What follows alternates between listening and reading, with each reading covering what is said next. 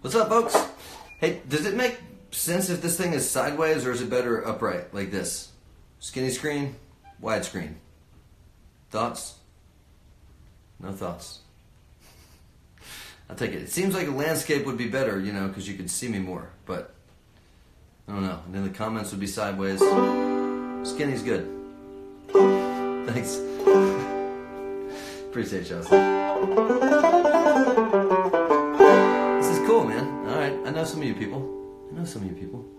Interesting. Welcome. Toon Fox family, friends.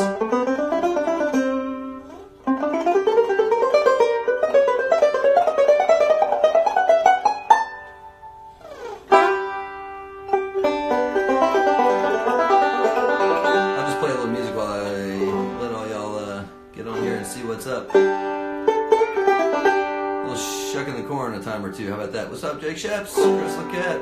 Oh, Josh Williams. Dang, this is cool.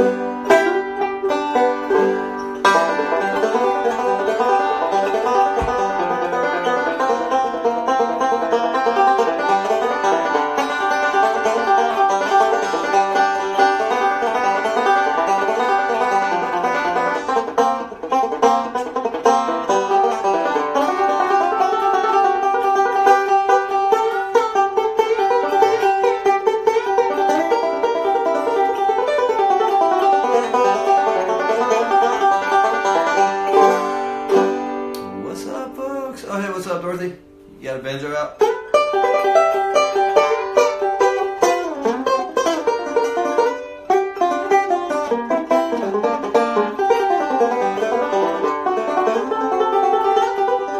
Yeah, Josh.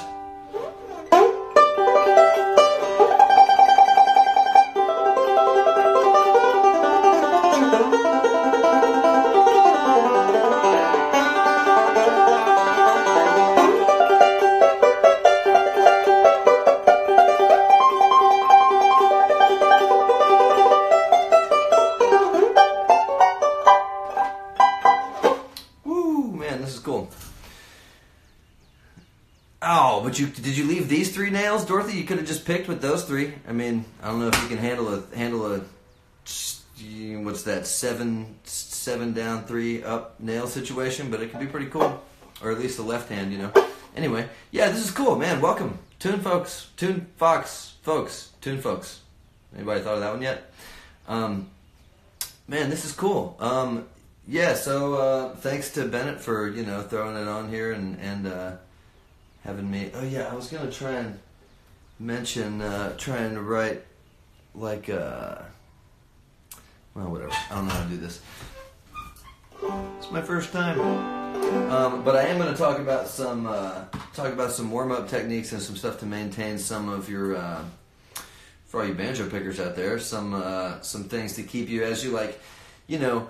We go through periods, I guess, of like, sometimes you have a lot of time to practice, sometimes you have no time to practice, sometimes you have a lot of time to play gigs, but not a whole lot of time to practice. Sometimes you have time for neither. Sometimes, like right now, obviously we have a lot of time for both. I mean, just for the practice one and not for the gig one. I mean, for the playing one, I guess if you live with music people, maybe you get to play music. But there's a big difference between practicing and playing, and honestly, you know, these days I feel like, and I feel like a lot of professional people in the boat that I'm in will probably agree. Like, we get a lot of time to play, but we don't get a lot of time to practice at all. Like, it's basically like, you know, you're on the job, you're playing. Picking with your buddies is more like playing than it is like practicing. These days, I find myself doing a lot of picking and playing and not a whole lot of practicing. But one of the things that I think is crucial for maintaining that stuff is just like being able to grab an easy warm-up that's like gonna get your fingers moving when you don't have a lot of time to go. Like, you know, let's say you're hopping out of the van and it's time to hop on stage and play the gig basically, or jump into a sound check. Like, it can be A, not that fun, and B, even a little bit dangerous and harmful to your muscles if you just like jump up there and go for it, you know. And so being able to warm yourself up safely and quickly is what I'm getting at.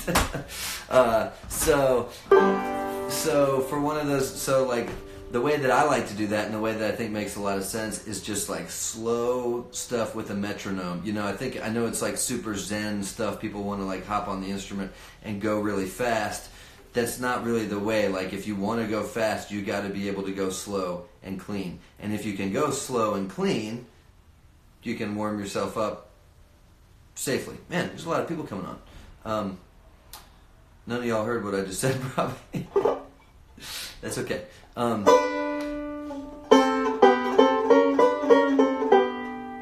say it again in like 30 seconds.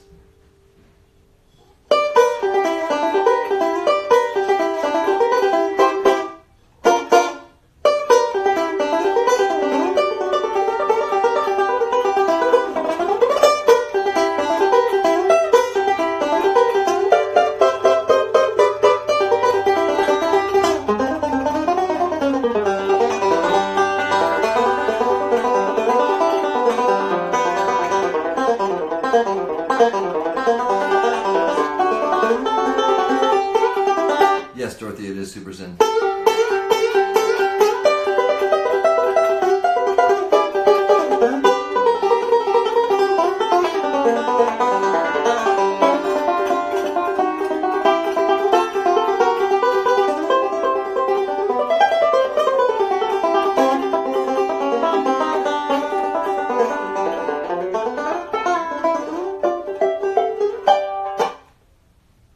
Yeah. So what I was saying, warm up.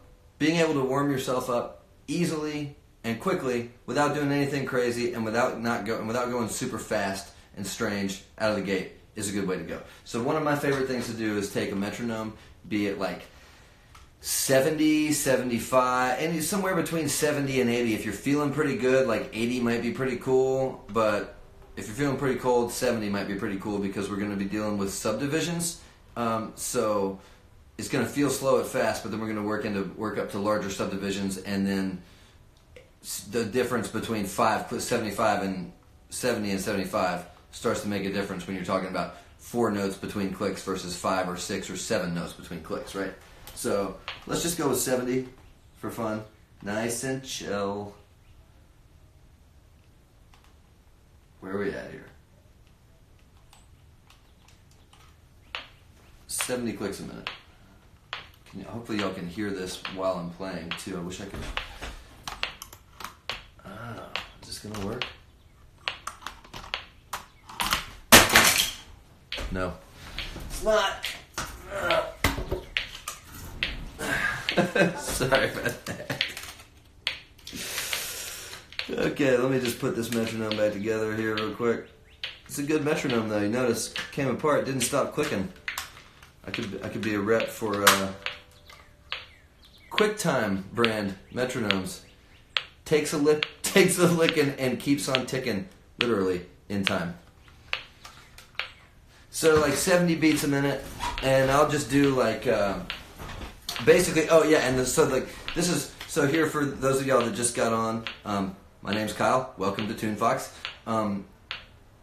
We're talking about warm-up stuff, and I'm talking about basically taking a metronome and doing like 70 clicks per minute. Oh, my metronome's still falling apart. And we're going to start with just like quarter notes. 1 note per click on the click. No left hand on the instrument at all. So just right hand. 1, 2, 3.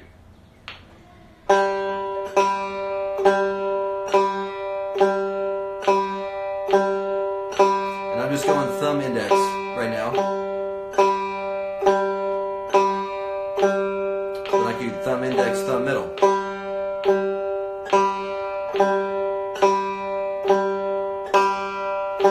All on one string.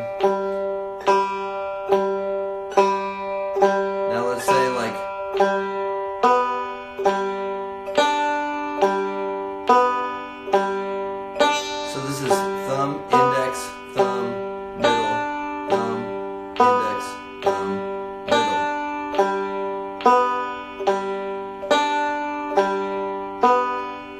Now we'll go to 2 notes per click on the same string. So like,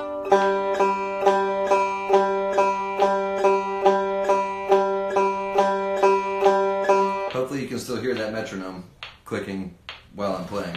So you got 1 and 2 and 1 and 2 and 1 and 2 and I'm going thumb index with those. Then so the idea is that like then this exercise will build up to 3 notes between clicks and then 4 notes between clicks. And there's a lot of options with combinations of thumb index, thumb middle, forward roll. Like for example, we'd say like thumb index back and forth, 2 notes per click.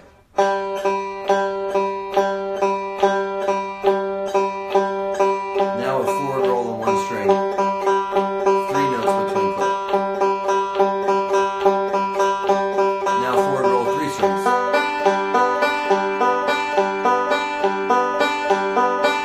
Now back to 1 string.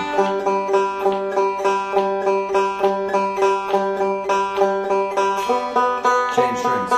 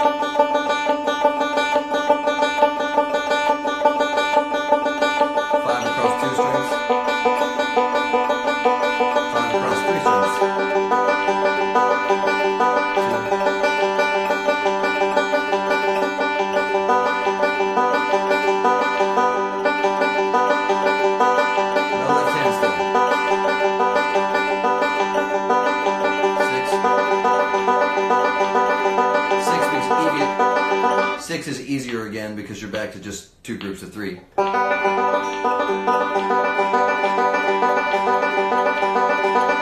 So, you see what I'm getting at there is basically working between at 70 beats a minute, 70 clicks a minute on the metronome, we're getting from 1 note to 2 notes to 3 notes to 4 notes to 5 notes to 6 notes between each click.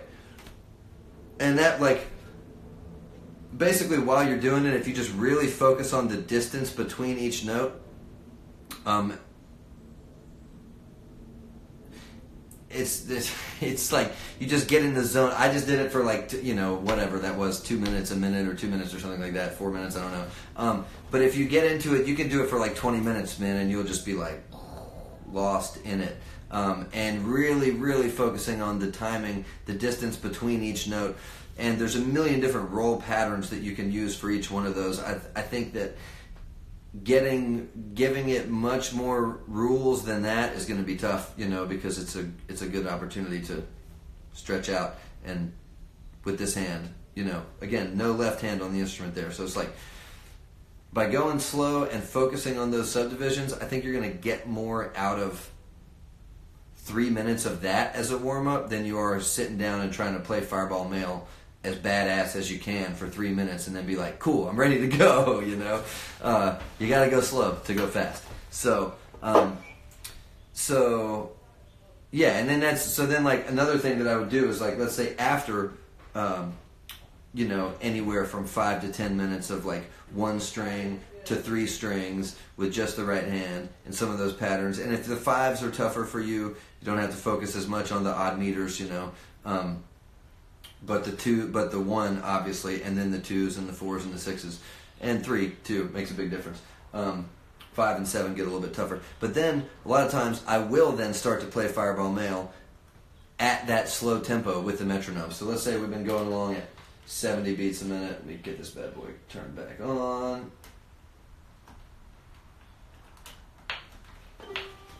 So after 4 or 5 minutes of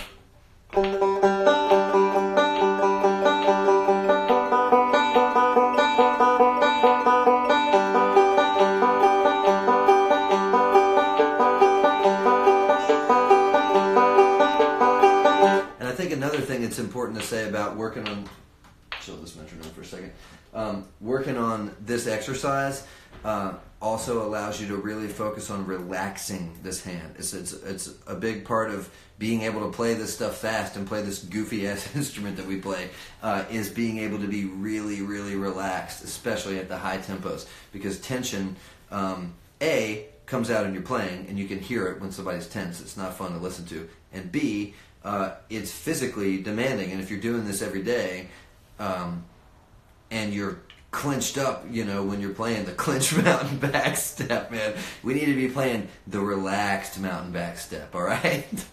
I'm definitely into the relaxed mountain back step. This is the relaxed mountain Fireball Mail, 70 beats a minute. So coming out of that warm-up,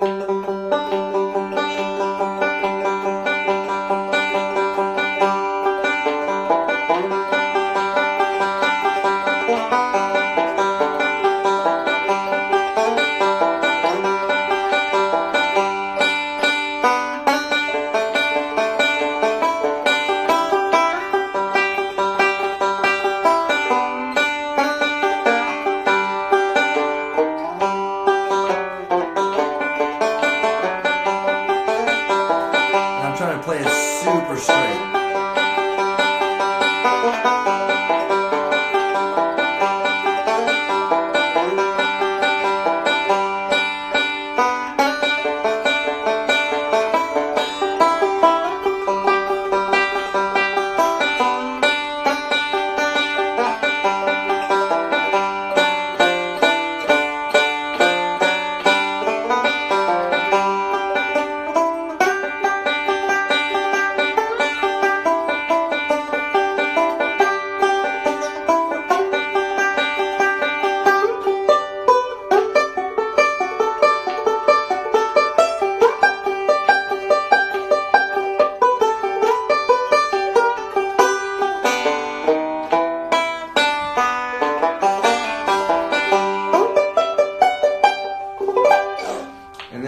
Kick it up to about 100 from there, or like high 90s up to about 100, and basically play the same thing. And notice I'm not playing Earl's version or whatever exactly, but I'm just playing my version, a version of the thing. I may not play it the exact same way every time, but basically taking it at that slow tempo, kicking it up to around 100, which is still a very moderate tempo for the song itself.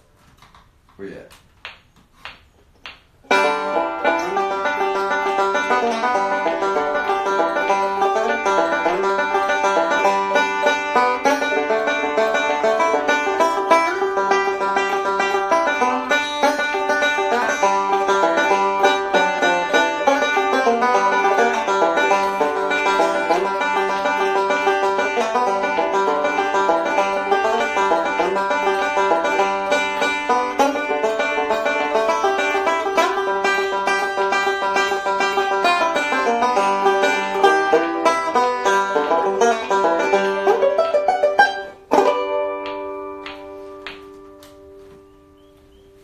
basically like if you spend about as much time as I just spent talking about that stuff, doing all the stuff I just talked about, you should be good and warmed up to play a gig and not be, hurting yourself. Because we've all been there, and that's no fun.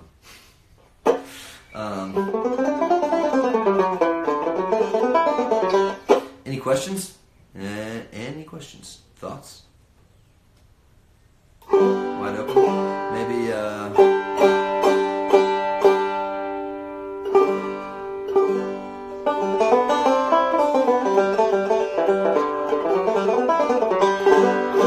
maybe I'll play another little tune while I wait for a second to talk about some single string stuff.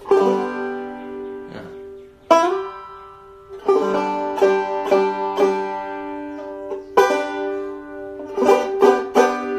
Here's a little ground speed.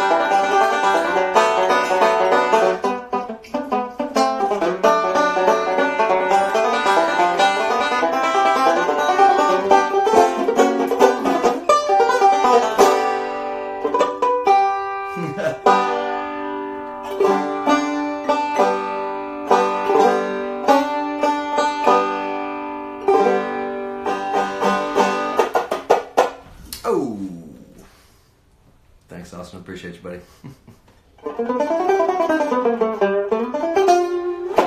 Cool. Well, yeah, so that was a little bit of ground speed, little Scruggs music for you. And I was trying a little bit to play some little single string passages in there. So maybe I can talk about that a little bit now. A lot of I was a guitar player before I was a banjo player, and I was into shred metal, sweep picking techniques and stuff like that. And so a lot of the more closed position stuff, guitaristics type stuff, closed position shapes and multiple notes on the same string, that type of stuff is comfortable to me in a way that it isn't maybe comfortable to a lot of other banjo players, because a lot of times, obviously this whole mechanism is designed to go across things and not to just like wear out one thing, unlike a flat pick would be, but I said, forget those rules, and I want to play a bunch of notes on one string. That's not exactly true, but it's what comes natural to me, and I find myself playing that way a lot. And also, like, if you're gonna study jazz, harmony, and really any harmonic music outside of really straight folk music, you're gonna end up needing chord shapes and melodic shapes that are just difficult to get when you're playing something like... I'm not saying it's impossible. Pat Cloud has done an excellent job of it, but I'm not Pat Cloud.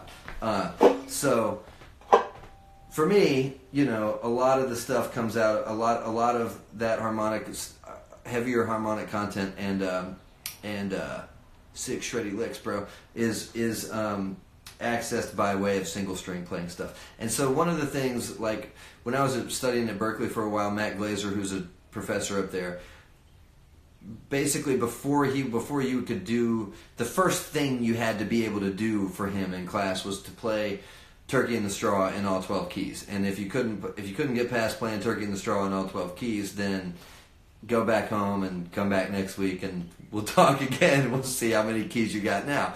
And that sounds daunting. He's a fiddle player. He's not a banjo teacher. He's a fiddle teacher, but still, it's also a folk instrument, right? And things lay out in the same way. And so, like, knowing how to play Turkey in the Straw doesn't mean knowing how to play Turkey in the Straw 12 ways physically. It kind of means knowing how to play Turkey in the Straw like 3 ways physically, and then being able to take that information and put it in a bunch of other places, right? So that's kind of the thing. The same thing with the single string closed position stuff on the banjo. If you're not using an open string, then you can play that thing in any key. You just have to know where to put it. And so I think Turkey in the Straw. I think Matt's deal with Turkey in the Straw was that's a melody that everyone in the world basically, or everyone in America basically knows if you got it right, knows if you got it wrong. And so it's shaped nicely in a way similar to folk melodies that by knowing how to do it, you will then be able to pull off a bunch of other things, right? So, without further ado, Turkey in the Straw in 12 keys. Not quite, but so here's kind of the way that I like to look at it. And, if y'all want to shoot me an email later on or something like that, kyle.tuttle.banjo@gmail.com. We can talk, I can send you a video, or we can talk about, you can feel free to ask me questions or whatever, for sure. There's things I'm supposed to mention. If you want to get the 20% off of your first 3 months working with TuneFox, just use the promo code KyleTuttle20. That's my name, Kyle Tuttle 20. That's the year. And you can get 20% off 3 months, or maybe that's the 20% off, 20, I don't know, it's hard to say. Anyway, that's a pretty good deal. So if you think this is cool, hit them up and tell them I sent you, and you'll get a discount. Also, I'm taking tips through Venmo and PayPal, which I wasn't able to get the link on here because I don't really know how to do that yet. And any tips that I was to get, TuneFox would match, which is awesome. Thank you very much, TuneFox, for that. Y'all are the bomb. So anyway, yeah, just Venmo at Kyle Tuttle Banjo is what it is, but that's less of a concern, I guess. So like if you're looking at a G chord, right? Here's your G chord. Here's your G chord. Here's the root. Here's an A. Here's a B, which is the third, which is the first note of Turkey in the Straw. Right? So whatever key we're in, is what's, you know, the root note is the root of the key that we're in. So in this, we're starting in G. So here we go to G. Build this chord that we all know. This is also where Earl's.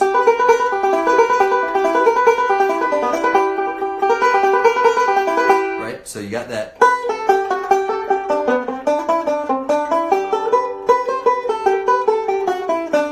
Notice that's all in, I didn't shift positions at all to get out of that. Pinky. And this is all just basically thumb index, mostly thumb index, thumb index. Thumb on the downbeat.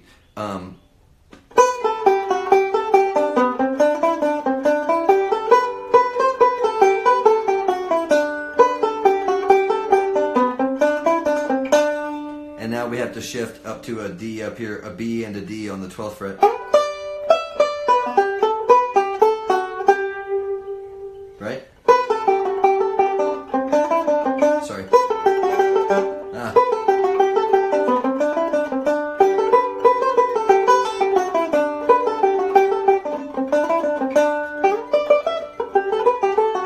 And then the B part stays here.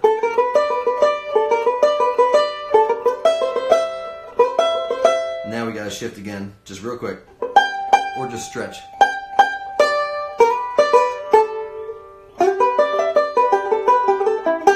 That's a kind of melodic-ified, that last little lick there.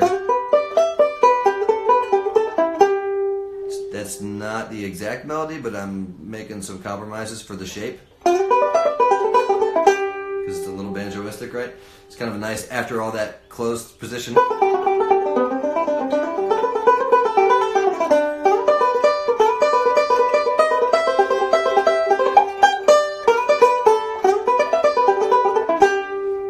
So anyway, we went in this G shape for most of the first, all the A part.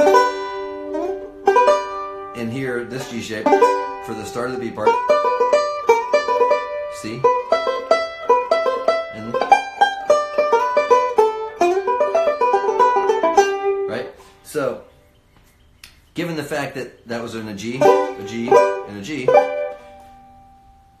let's go to C.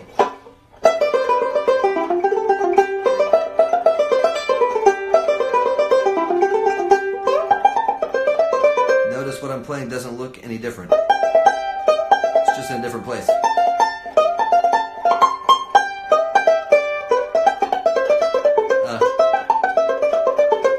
You know, but also it would be down here.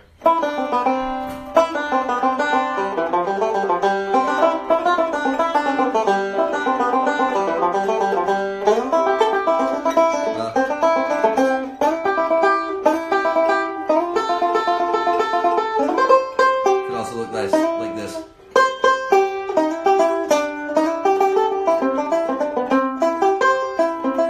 there, that is built around a G. Or sorry, around a C.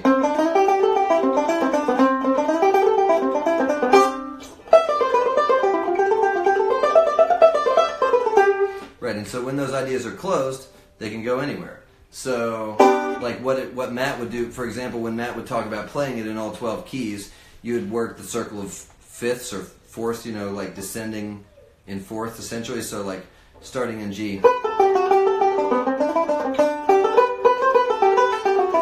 And I'll switch keys rather than playing the whole entire thing, because that takes a long time. Right now I'll show you, I'll just switch keys on like half of a part, right? So like here's an A part, here's half an A and G. C. F. B flat. E flat. Yeah.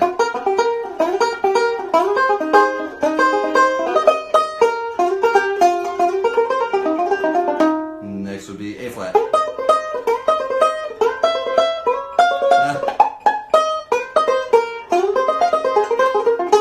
Right? Again, the point of all this stuff is not that you're gonna sit on stage and play that song in all 12 keys with that shape. That's not the point. This is like practice, like weightlifting. Like The point is, when you have sat there and thought about all those things, then you will then be sitting on stage and have the ability to access that information, right? And know that, like, oh, right, if I jump to the root, I know this melody that I'm playing in this other song uses some of the same notes as Turkey in the Straw. So if I hop up to this place and this song's in the key of B flat. So if I jump up to this B flat right here, I already know where some of those notes,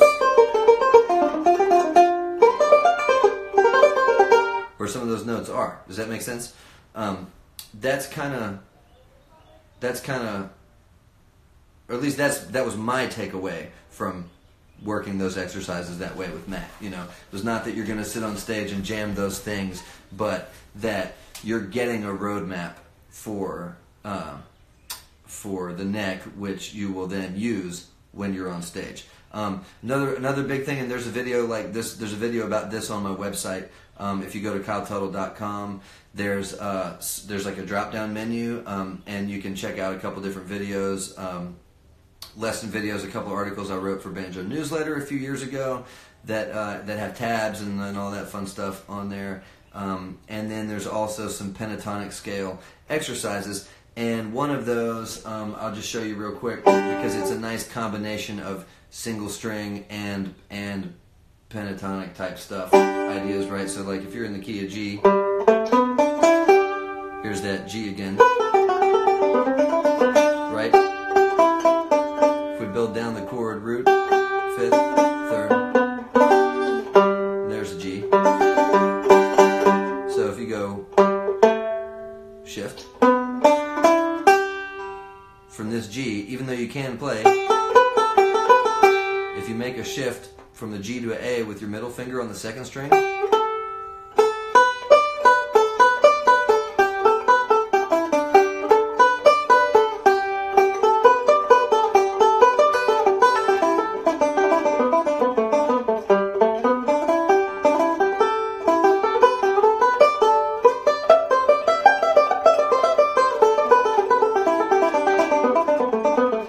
so that's a major pentatonic scale in groups of three.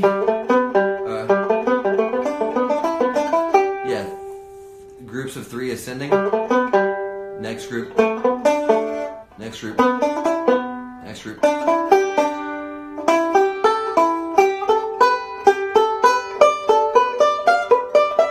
There's a couple different fingering options up in there, but you know, ultimately it's worth working them all out just so you kind of have a roadmap of it.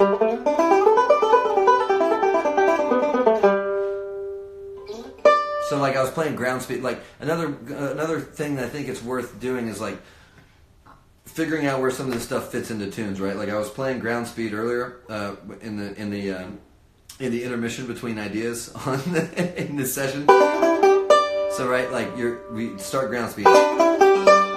This note right here.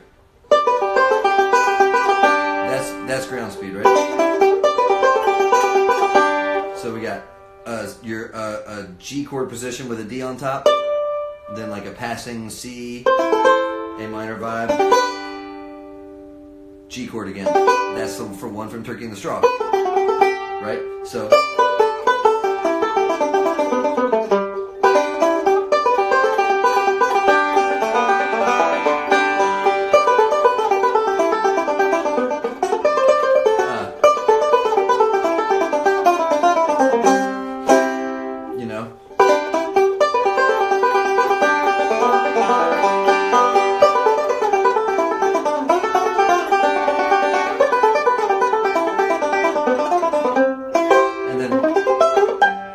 C or something like that, because like I said, these are closed position ideas. If that's a G, then this is a C.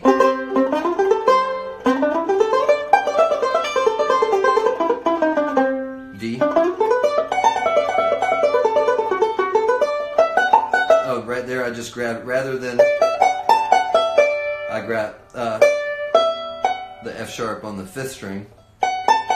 Because down here those stretches are a lot harder to make, but once you get up here, and that's the same as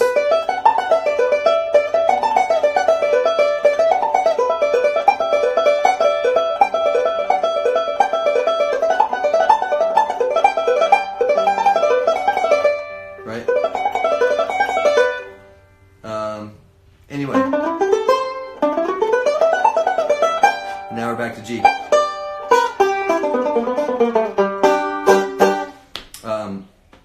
So that's just major pentatonic.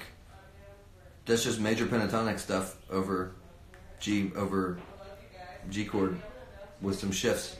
I guess I've eaten up probably enough of your time. Anybody have any questions before I get off here? Any thoughts, concerns, things you might want to address? Like I said earlier, hit up TuneFox, man, because they do a really cool thing. Actually, I remember before TuneFox even existed. But seriously, I do remember seeing Bennett get out there and like start something, like the very beginning of this stuff start to go around. And I think it's really, really cool where it's at now. I mean, look at it now. It's super legit. So way to go, Bennett. It's cool to see your friends do cool things and succeed at them, for sure.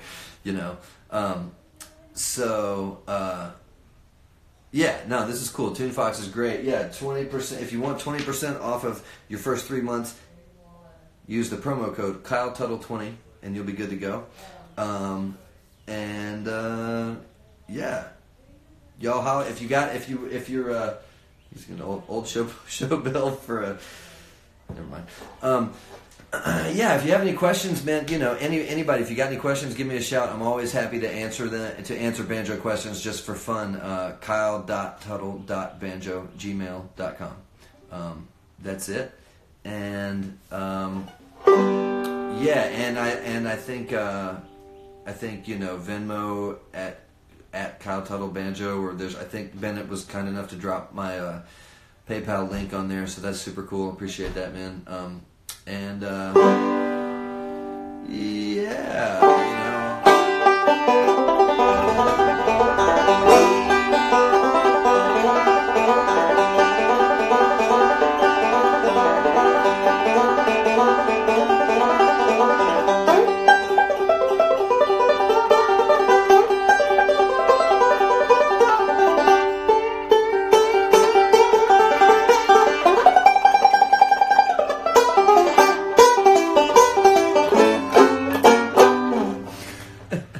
Later on, y'all.